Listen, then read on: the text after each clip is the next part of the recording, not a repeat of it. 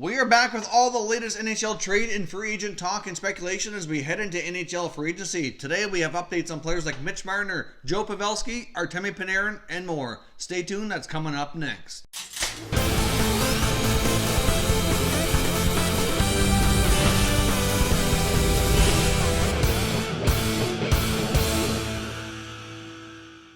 Welcome back here to Top Shelf Hockey. Now, as I mentioned, we have all kinds of players that are meeting with teams, all kinds of talk and speculation about some trades that could happen. Of course, lots of signings going on. So let's jump right in here to today's news. All kinds of chatter around some of the top free agents here as well. So let's get started with Artemi Panarin and Sergei Bobrovsky. Now, as we know, they met with Florida. Panarin reportedly had met with the Avalanche, but it was later updated that it wasn't him himself that met with them, but his agent did speak with the Avalanche. I'm not sure if that was an in-person or a phone meeting. Either way, he did speak with them, but they're apparently not in the running here anymore. When it comes to Panarin, it looks as though it's really down to a couple of teams, being the Panthers being the leading contender by the looks of it, and possibly the Islanders or the Rangers. Now, one thing that kind of happened here is we saw some pictures posted online about his visit with New York Rangers when he was in the arena.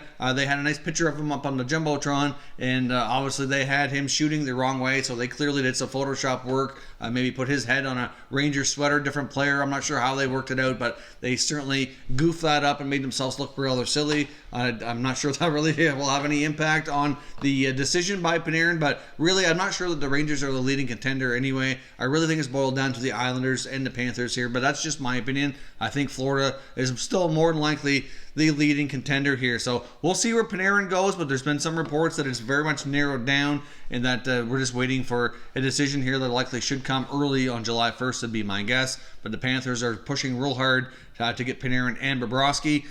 Staying with the Panthers here, obviously we know Roberto Luongo retired, and they're also trying to move or buy out James Reimer. Reimer's been inconsistent, battled some injuries. They are trying to find a trade for him, and if they can't, as we approach the buyout deadline on June 30th, then he likely is going to be bought out. So it looks as though the Florida Panthers more than likely go into next year with a completely different goalie tandem. They're likely going to have to spend a lot of money on Bobrovsky if they're successfully able to land him.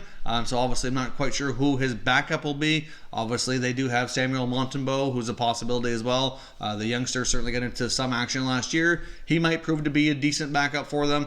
Obviously they had Michael Hutchinson at one point in the season as well before he was shipped to Toronto. So obviously there's a whole different tandem going to be going down in Florida, but James Reimer likely will be on the move in one capacity here or another.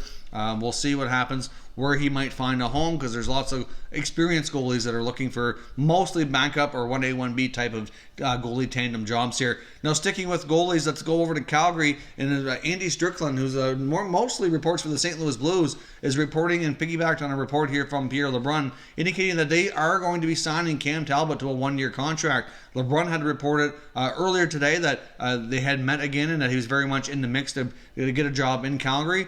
And now Andy Strickland chimed in and confirmed that his sources are telling him that Talbot will indeed be signing a one-year contract with the Flames. So that tells me that more than likely here that Mike Smith obviously is on the way out.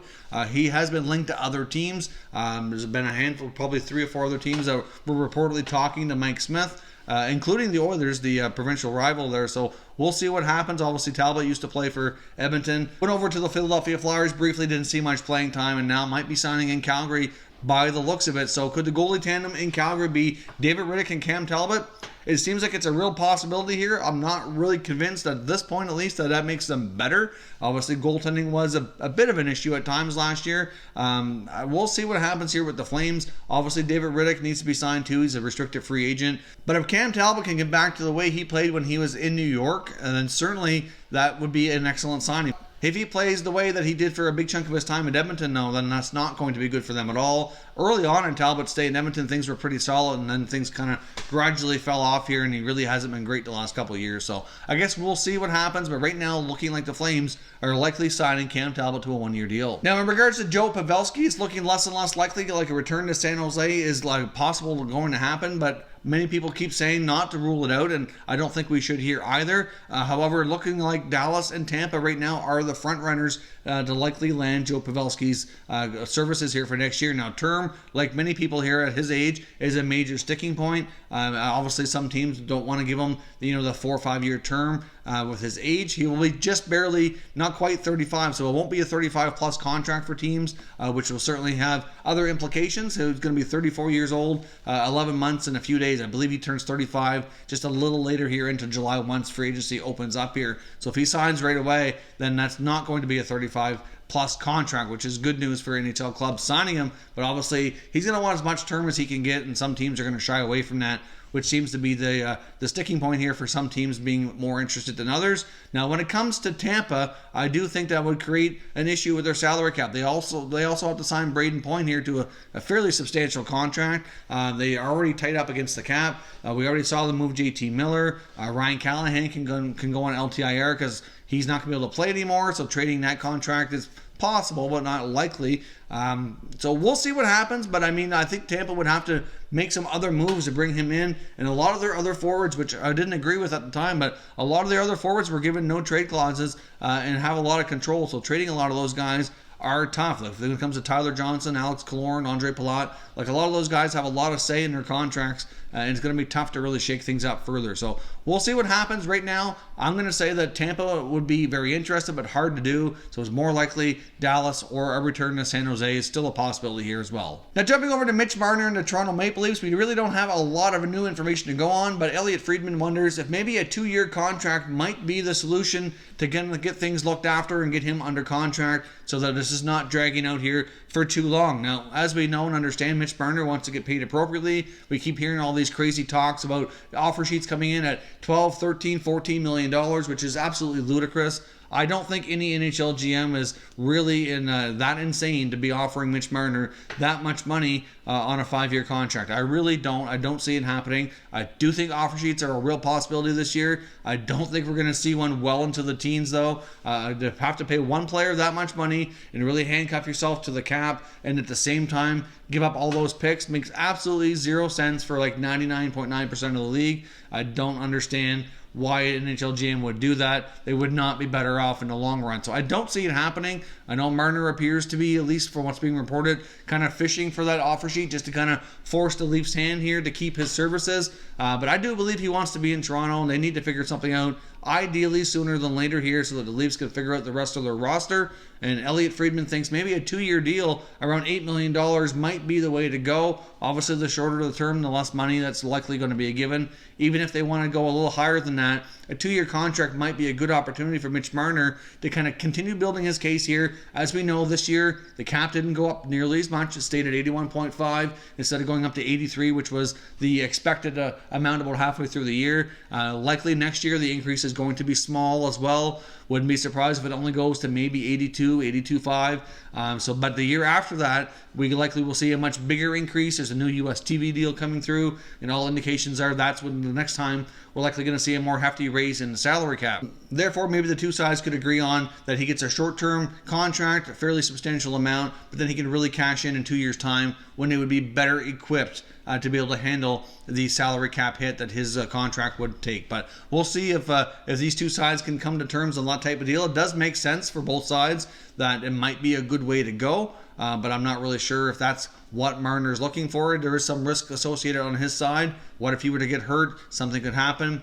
You know, there is some uncertainty there and some risk that his camp may not want to take on, but at the same time, it does appear to be a decent way to compromise for both sides. But let me know your thoughts on that kind of contract for Mitch Marner. Do you think that's a fair deal for the team and for the player? And does it make sense for them to kind of bridge their gaps here, get him under contract so to make sure he plays next year and that there's no delays getting into free agency for their other roster needs, and at the same time allowing him to cash in for bigger money in a couple of years' time when the cap situation changes. Vancouver Canucks apparently are still talking to defensemen Luke Schenn and Ben Hutton, even though they're continuously linked to Tyler Myers. And of course, as we discussed the other day, they had a recapture penalty on the Luongo contract now, so their cap situation just changed and lessened by $3 million, which is a big hit here. That might prevent them from being able to sign Tyler Myers. They still got to sign Brock Besser as well, and there's other things that need to be looked after here. But apparently Luke Schenn and Ben Hutton, even though they haven't been signed, and of course Hutton wasn't given a qualifying offer, but they are still being talked to by the Canucks and their agents. But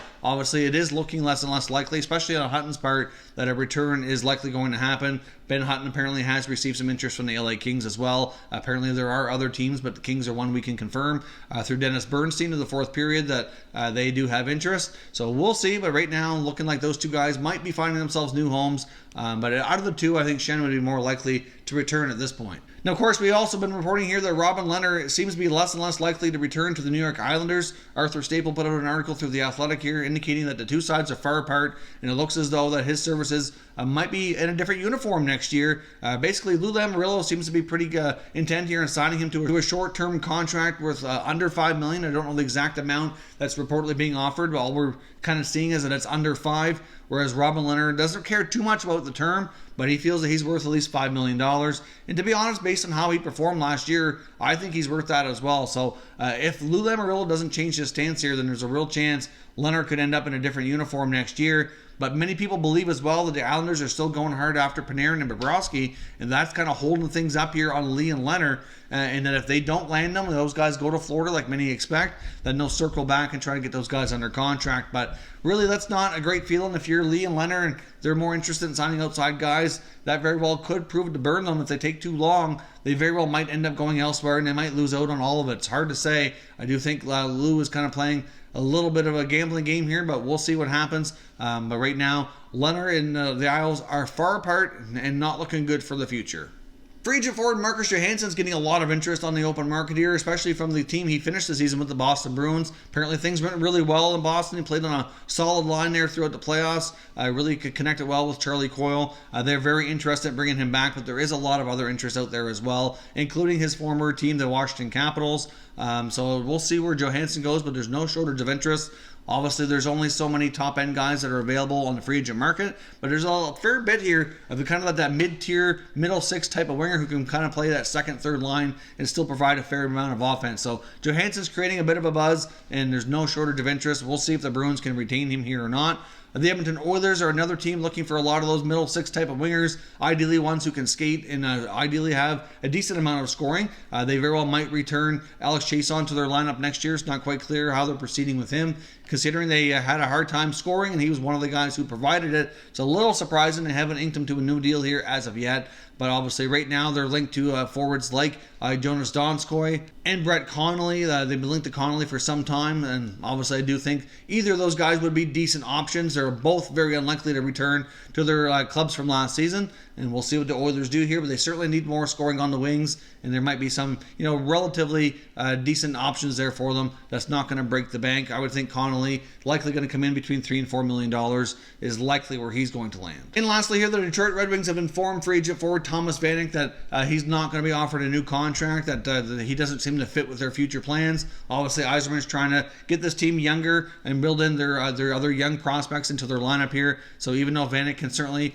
provide some offense, he can be a decent leader and help the young guys, they have enough other guys who can do that on that roster right now. And Vanek, if he's going to continue playing, will be finding himself a new home here. Of course, Thomas Vanek is not any stranger to being a free agent. He's bounced around quite a bit here in the last number of years. So we'll see if the free agent forward can continue to play in the NHL, and if another team will give him a shot here on a short-term contract. So that is all your latest trade and speculation talk here for today. Of course, as always, want to hear your thoughts and opinions down below. There's all kinds of chatter around the NHL, as a lot of these guys are trying to find new homes. Teams are trying to readjust for next year. Should be tons of activity here, so stay tuned to Top Shelf Hockey over the coming days. There's going to be lots of free agent signings and trade talk as well to get through, so stay tuned here. I'll keep you all up to date with all the breaking news.